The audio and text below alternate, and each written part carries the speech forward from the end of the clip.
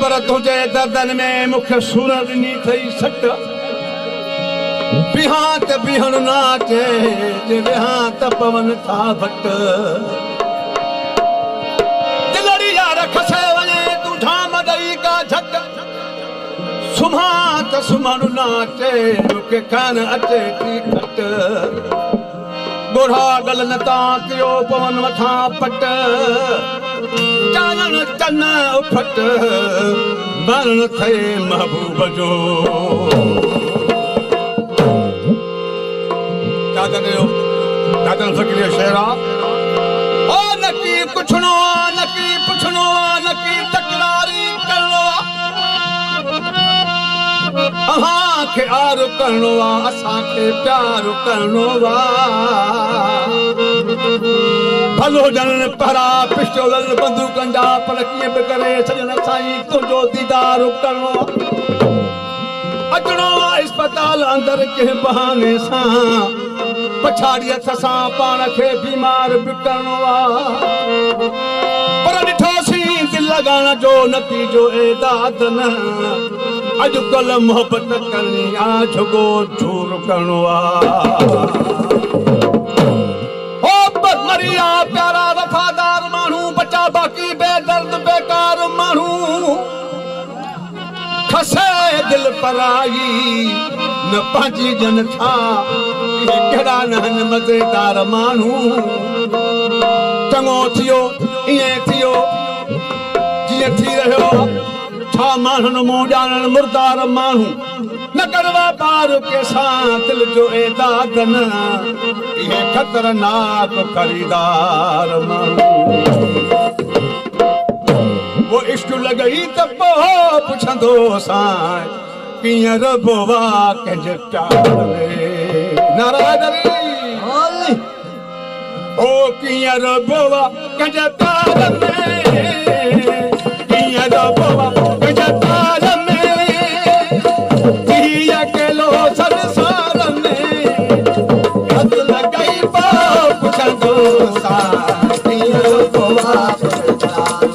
इश्क लॻई पोइ पुछंदो साईं कीअं रबो आहे कीअं रबो आहे कंहिंजे प्यार में कीअं रबो आहे कंहिंजे प्यार में कीअं अकेलो संसार में हद लॻई पोइ पुछंदो साईं कीअं रबो आहे कंहिंजे प्यार में हद लॻई पोइ पुछंदो साईं कीअं रबो आहे कंहिंजे प्यार में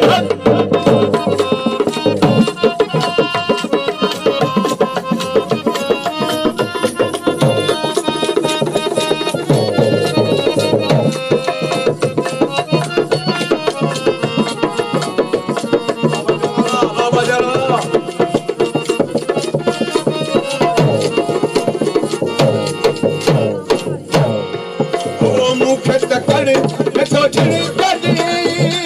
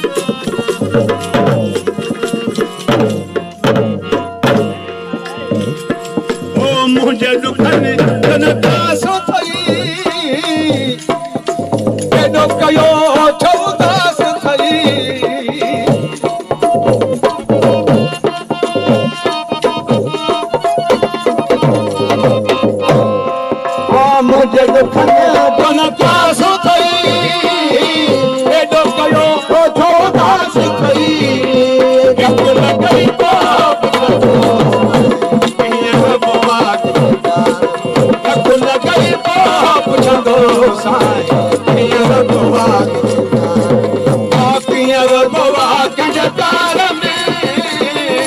कीअं रोबा कंहिंजे प्यार में थी अकेलो संसार में